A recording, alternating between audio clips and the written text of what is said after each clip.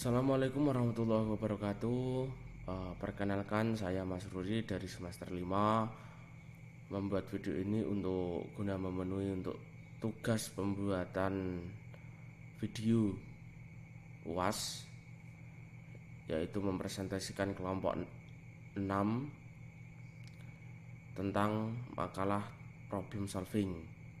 Langsung saja kita ke pembahasannya. Latar belakang masalah tentang problem solving dapat berupa sejarah, konteks, dan bukti bahwa masalah tersebut ada. Latar belakang masalah juga dapat mendefinisikan ciri-ciri masalah, faktor-faktor yang berkontribusi, dan bukti bahwa masalah tersebut sedang terjadi. Problem solving atau pemecahan masalah adalah kemampuan untuk menemukan penyebab masalah dan solusi untuk menyelesaikannya. Beberapa hal yang perlu diperhatikan dalam problem solving adalah: problem solving lebih mengutamakan ketenangan mental, berpikir, dan cara mengambil tindakan cepat. Problem solving dapat melibatkan penggunaan kemampuan yang menantang seperti perhitungan khusus atau menguji keterampilan berpikir kritis. Kemudian yaitu pengertian dari problem solving. Problem solving secara bahasa kemampuan untuk menemukan solusi terbaik dari masalah atau hambatan yang dihadapi. Problem solving secara istilah adalah kemampuan untuk menemukan penyebab suatu hambatan atau masalah untuk mencapai tujuan dan menemukan solusi untuk menyelesaikan jalan keluar atau hambatan dalam masalah tersebut. Kemudian masuk ke pembahasan yang pertama.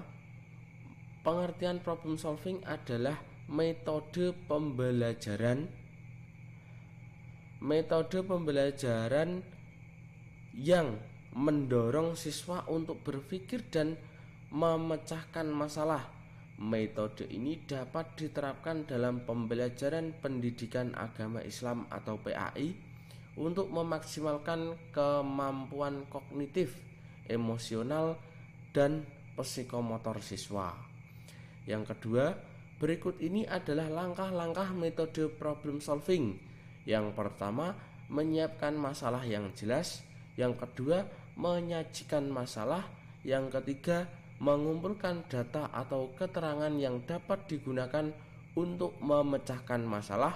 Yang keempat, merumuskan hipotesis. Yang kelima, menguji hipotesis. Dan yang keenam, menyimpulkan. Dalam penerapan metode problem solving, guru dapat: 1. Memotivasi siswa untuk mencoba menyuarakan ide-idenya. Yang kedua, mengidentifikasi masalah dengan jelas untuk diselesaikan atau dipecahkan.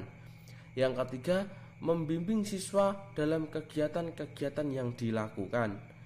Yang keempat, beberapa faktor yang dapat mendukung penerapan metode problem solving dalam pembelajaran PAI adalah komunikasi yang baik antara pengajar dan siswa, fasilitas pembelajaran yang sesuai. Kemudian masuk ke yang selanjutnya, yaitu metode proyek. Metode proyek adalah metode pembelajaran yang menggunakan proyek atau kegiatan sebagai media. Metode ini juga dikenal sebagai project based. Dalam metode proyek, siswa melakukan kegiatan secara kelompok untuk mencapai tujuan bersama. Beberapa ciri-ciri metode proyek diantaranya: 1. Memiliki tujuan yang spesifik dan dapat dicapai. Kegiatan yang dilakukan bertujuan dan realistis. Yang kedua, siswa bertanggung jawab untuk merencanakan dan melaksanakan kegiatan pembelajaran. Yang ketiga, pembelajaran dilakukan melalui penerapan praktis. Yang keempat, peserta didik melakukan eksplorasi, penilaian, interpretasi, sintesis, dan informasi untuk menghasilkan berbagai bentuk hasil belajar. Kemudian langkah-langkah dalam proses pembelajaran berbasis proyek, diantaranya menetapkan tema proyek, menetapkan konteks belajar, merencanakan aktivitas-aktivitas, memproses aktivitas-aktivitas, penerapan aktivitas-aktivitas untuk menyelesaikan proyek. Kemudian selanjutnya yaitu apa kelebihan dan kekurangan metode proyek. Metode ini menumbuhkan rasa tanggung jawab, kemandirian, kemampuan memecahkan masalah pada siswa, dan membantu mereka mengembangkan keterampilan sosial dan rasa pencapaian. Siswa juga belajar untuk mengevaluasi diri sendiri. Akan tetapi, metode proyek juga memiliki keterbatasan, seperti pembelajaran terkadang menjadi tidak fokus atau serampangan. Kemudian masuk ke metode Hiwar Qur'ani. Metode Hiwar Qur'ani adalah metode pembelajaran yang menggunakan dialog untuk menanamkan rasa iman atau keagamaan. Berikut beberapa kelebihan metode Hiwar Qur'ani. Yang pertama, membangkitkan rasa ingin tahu peserta didik. Yang kedua, memuaskan perhatian peserta didik, memusatkan perhatian peserta didik. Yang ketiga, menumbuhkan semangat belajar peserta didik, memenuhi tuntutan Islam berupa pendidikan akhlak, sopan santun, dan menghargai pendapat orang lain. Langkah-langkah dalam menerapkan metode Hiwar Qur'ani. Yang pertama, pendahuluan, kemudian kegiatan inti, kemudian penutupan, dan yang terakhir yaitu observasi atau pengamatan. Metode Hiwar Qur'ani dalam pembelajaran pendidikan agama Islam atau PAI memiliki beberapa manfaat dan tujuan.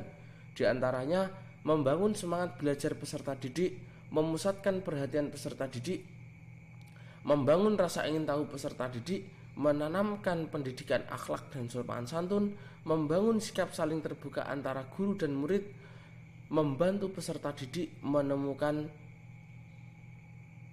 kelebihan diri. Yang ketiga yaitu kesimpulan, Hiwar Qur'ani berarti percakapan, dialog atau berbicara. Metode Hiwar adalah teknik untuk memotivasi siswa agar bertanya dan berpikir selama mendengarkan pelajaran. Terima kasih. Berikut tadi yang saya sampaikan, kurang lebihnya mohon maaf. Akhirul kalam, wassalamualaikum warahmatullahi wabarakatuh.